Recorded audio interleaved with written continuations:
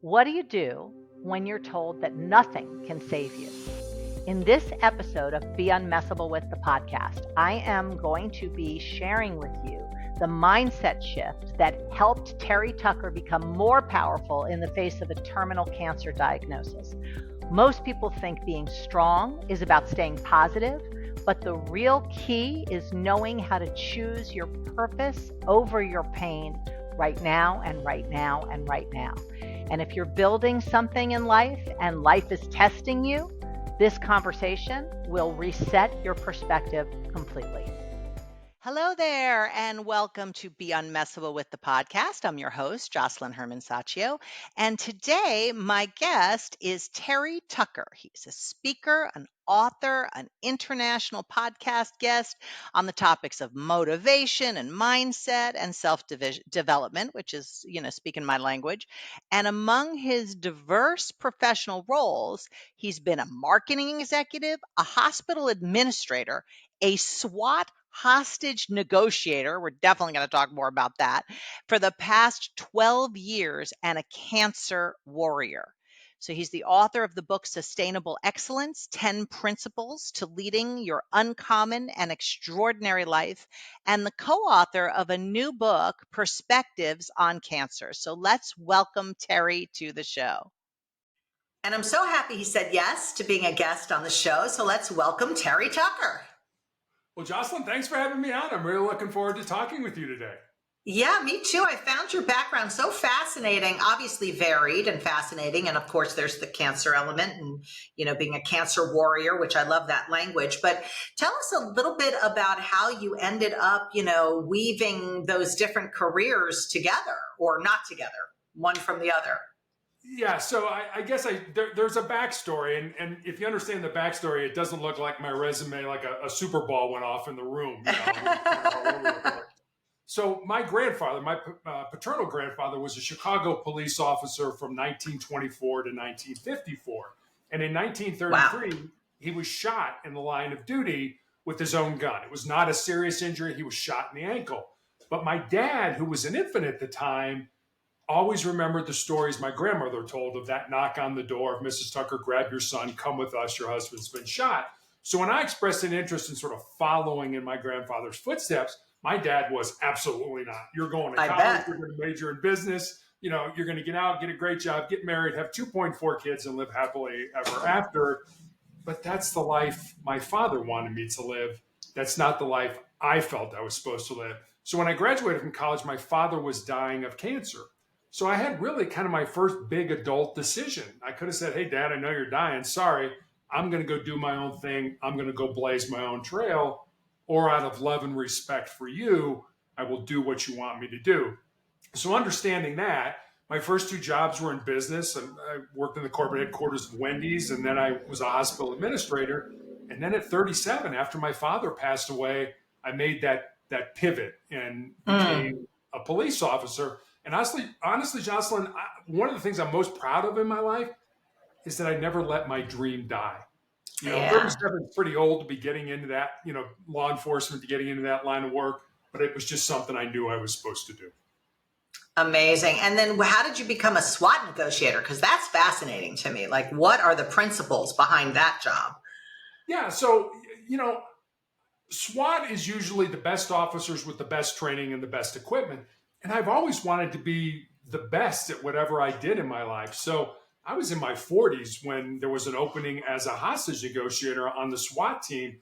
So, I put in for it and, had to do all the physical fitness, the mile run, the push-ups, the sit-ups, meeting with the psychologist, taking psychological exams, meeting with the command staff, and then meeting with the team. And it was everybody had to give you the thumbs up. I mean, if one person said, hey, I've worked with Terry before, he's difficult to work with, you didn't get on.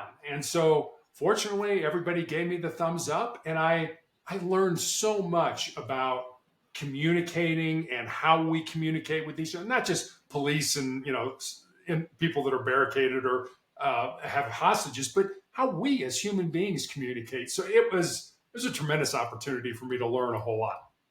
I bet. And did you find there were certain principles that when you operated from them in your hostage negotiations that that it ended up successful versus other times? Like, what did you notice between the times where it didn't end well?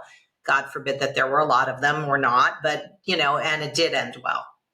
Yeah, about 90% of the time we were successful in getting people out safely, but about 10% of the time, and as much as we like to think we were in control, I mean, if you're barricaded in a room with a gun, you're the one that's in control. I mean, yeah, are you exactly. Come out peacefully? Are we going to have to send the tactical team in to get you? I mean, how's this going to end?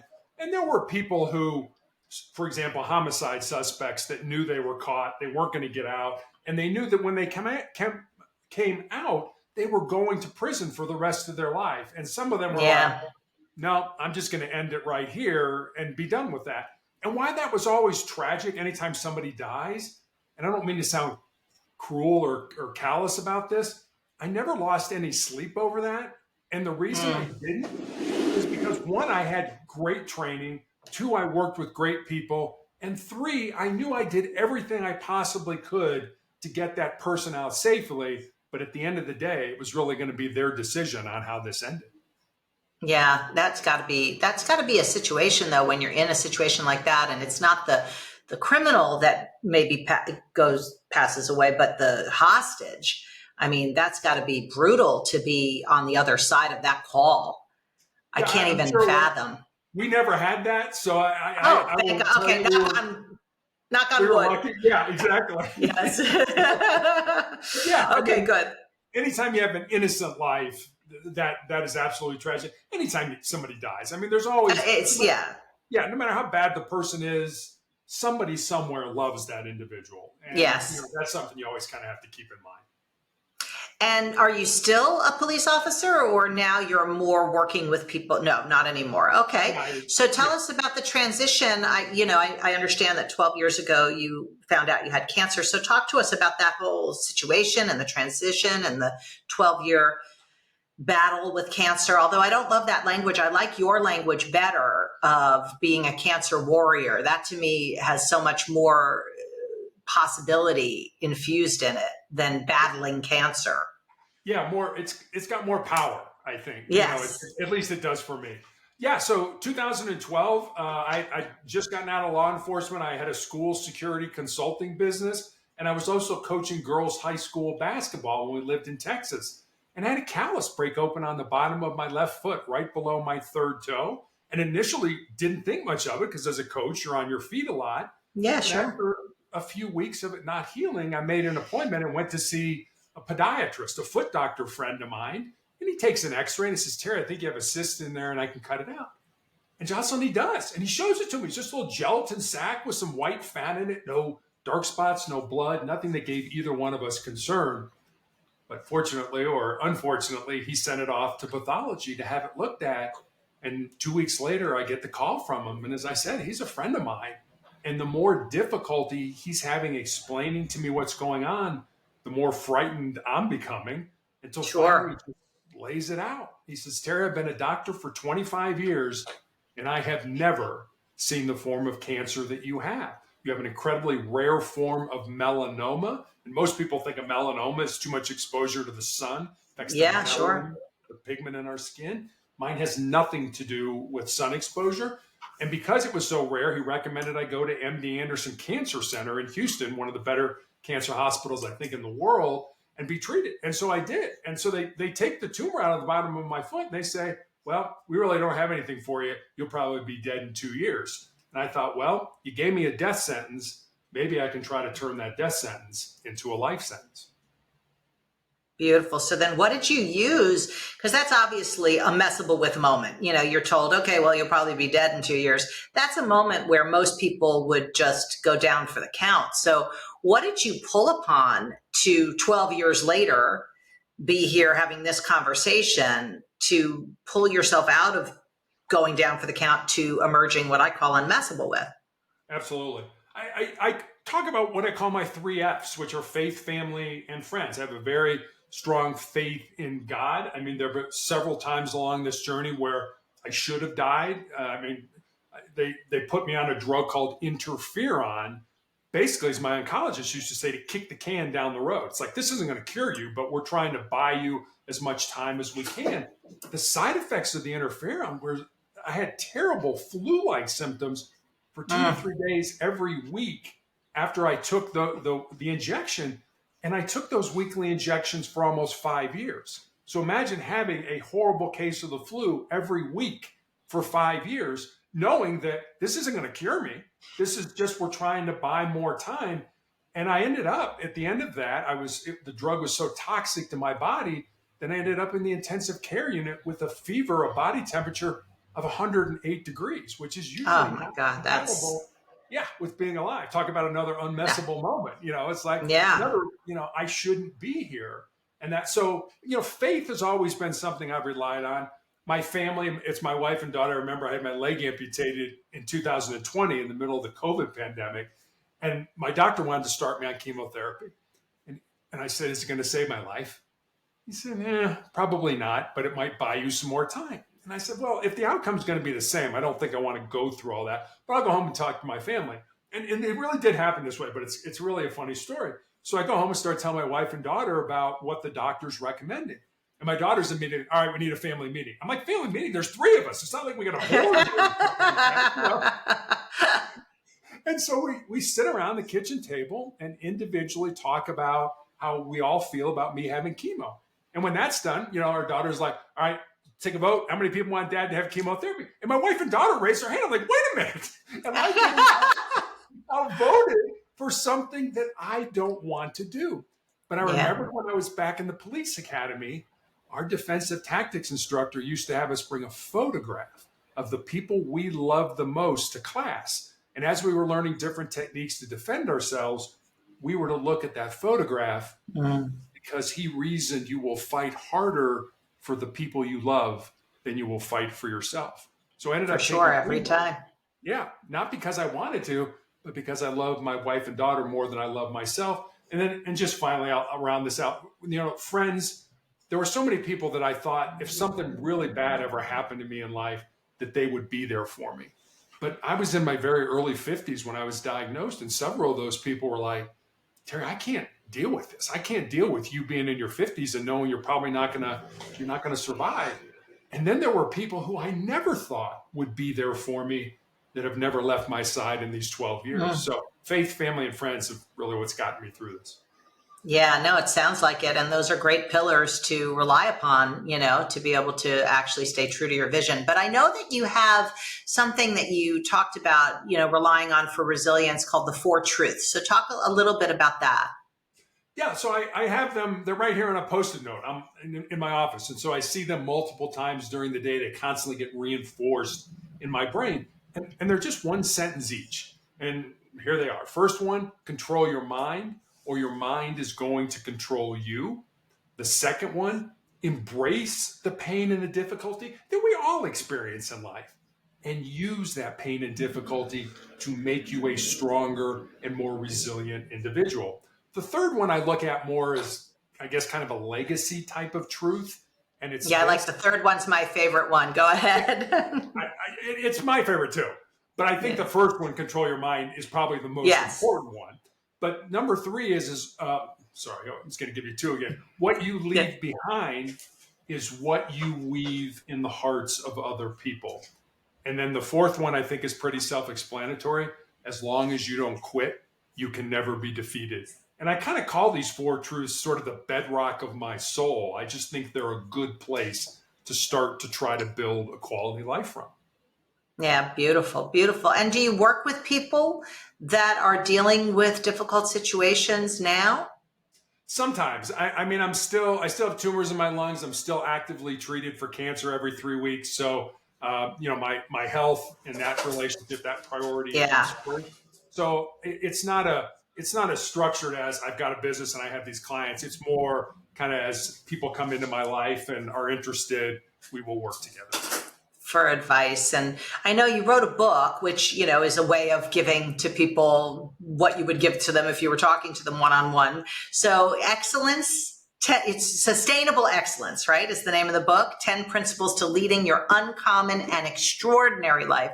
So tell us a little bit about what people could expect to find in the book. Yeah, I never wanted to write a book. I never expected to write a book. There's kind of the old joke that says when we talk to God, it's called prayer. When God talks to us, it's called schizophrenia. So, God has never said, hey, Terry, write a book. But I think what God did, and this has happened to me before in my life, is put enough people in my path that started making the same suggestion over and over and over. And Sustainable Excellence is really a book born out of two conversations I had. One was with a former player. As I mentioned, I was a high school girls basketball coach who had moved to the area in Colorado where my wife and I live with her fiance. And the four of us had dinner one night. And I remember saying to her after dinner, man, I'm really excited that you're living close and I can watch you find and live your purpose. And she got real quiet for a while. And then she looked at me and she said, well, Coach, what do you think my purpose is?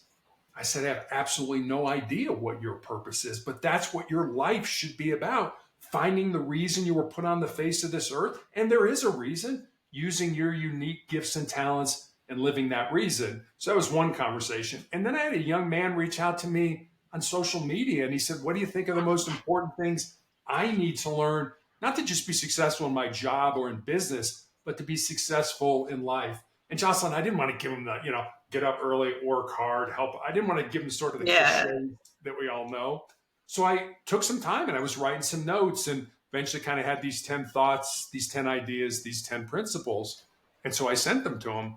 And then I stepped back and I was like, well, I got a life story that fits underneath that principle, or I know somebody whose life emulates this principle. So literally during the 4 to 5 month period I was healing after I had my leg amputated, I sat down at the computer every day and I built stories, and they're real stories about real people underneath each of the principles. And that's how the book came to be. And I'll give you one of them. And this is one that I put in because I've done this in my life. And in all honesty, I'm not proud that I've done this. And the principle is this: most people think with their fears and their insecurities instead of using their minds. And I know I've done that in my life. I know, I want to start a project or something. You sort of pull back. You're like, oh, wait a minute.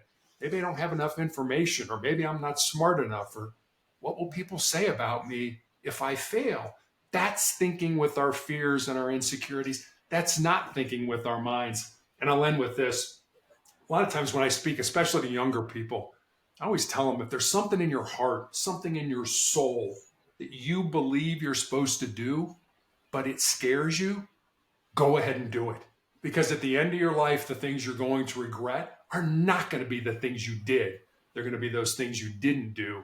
And by then it's going to be too late to go back and do them. Yeah, that's such words of wisdom, I must say. And, I'm just thinking when you asked her or she said, what do you think my purpose is? What do you think your purpose is? I think we use that word sort of incorrectly. We use purpose as something that's singular, like it's one thing that we're supposed to do. And at least for me, I find that word is plural. Its purpose is. I felt when I was younger, I was a college athlete. I felt, that was my purpose at that time.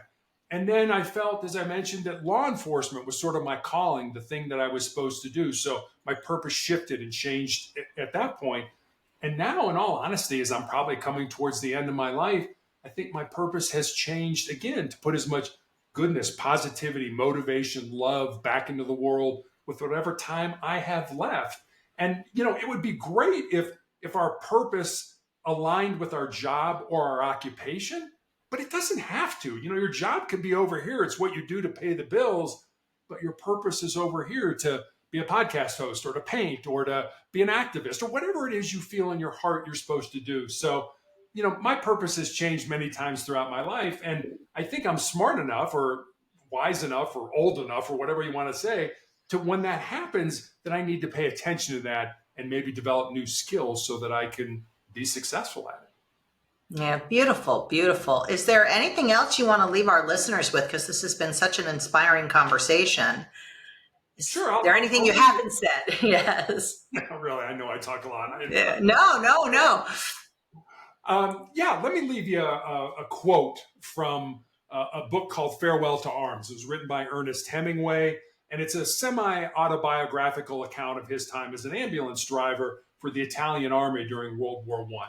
And the quote is this: life breaks everyone, and afterward, many are stronger at the broken places. I think that's just a metaphor for life. Just like if you were to break your arm and the doctor would set it and put it in a cast, when that heals, your arm will be stronger at that broken place than the rest of the bone in your arm. Same thing in life. When life beats you to your knees, and it will beat you to your knees from time to time, if you can keep moving forward, you will eventually emerge from that a stronger and more determined individual. Beautiful. Beautiful. What a pleasure, Terry. I'm so happy to have met you and spoken to you, and I look forward to hearing what you create next. And, thank you so much for taking the time to be on the show. Well, Josselyne, thanks for having me on. I enjoyed talking with you. Absolutely. And we'll put the book in the show notes. So for those of you that want to get Terry's book, I recommend it. I mean, obviously it sounds like 10 chapters of pure, effective tools to live an extraordinary life. So thank you for being extraordinary, which is nothing more than an ordinary person with an extraordinary commitment. So thanks for being that kind of human being. And thank you to those of you listening. And if you got value out of this episode, please share it with someone in your life that you think it would make a difference for, because that is the legacy Terry is leaving for sure, is impact and making a difference. So thanks, everyone. See you on the next episode. If Terry's story reminded you that resilience isn't built in a single moment, but through small, intentional choices every day, then don't just leave inspired, put it into practice. I have created a free resource for you. It's called the Daily Practices, to help you stay grounded, focused, and connected to your vision no matter what life is throwing your way. And you can download it below. And if this episode moved you in any way, shape, or form, the next video is packed with even more tools to help you become truly unmessable with. Keep watching and keep creating the life you are meant to live.